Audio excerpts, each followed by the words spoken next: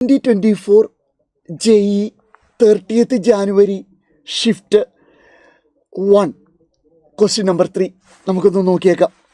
അടിപൊളി current electricity എന്നൊരു question ആണ്. നമുക്കൊന്ന് നോക്കിയേക്കാം. എത്ര 100 ഉണ്ട്? 1 2 3 4 5 6 7. അപ്പം തന്നെ ഒരു 700 ഓം സീരീസിലുണ്ട്.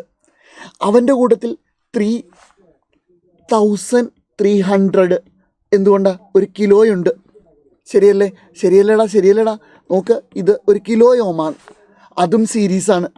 അപ്പോൾ ടോട്ടൽ റെസിസ്റ്റൻസ് ആർ ഇഫക്റ്റീവ് എന്ന് പറയുന്നത് നമുക്കറിയാം 4000 ഓമാണ്. ഓക്കെ അല്ലേടാ? ഇനി നമുക്ക് ഇത് കണക്ട് ചെയ്തേക്കുന്ന വോൾട്ടേജ് തന്നിട്ടുണ്ട് 4 വോൾട്ട്. അപ്പോൾ അങ്ങനെയാണെങ്കിൽ എനിക്ക് മെയിൻ കറണ്ട് എന്ന് പറയുന്നത് V/R എഫക്റ്റീവ് എന്ന് നിങ്ങൾക്ക് എല്ലാവർക്കും അറിയാം. വി എത്രയാണ് മക്കൾ പറ?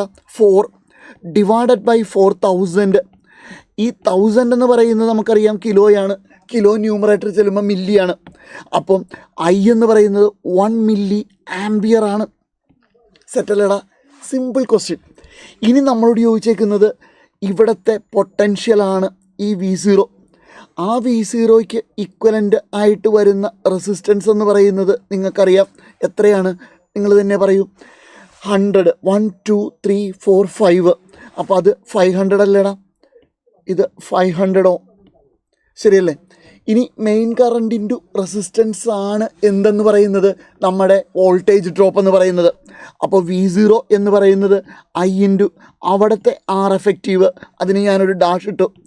I എന്ന് പറയുന്നത് 1 മില്ലി ആണെന്ന് നിങ്ങൾക്കറിയാം, മറ്റത് 500 ആണെന്ന് എൻ്റെ കുഞ്ഞുങ്ങൾക്കറിയാം. ശരിയല്ലേ?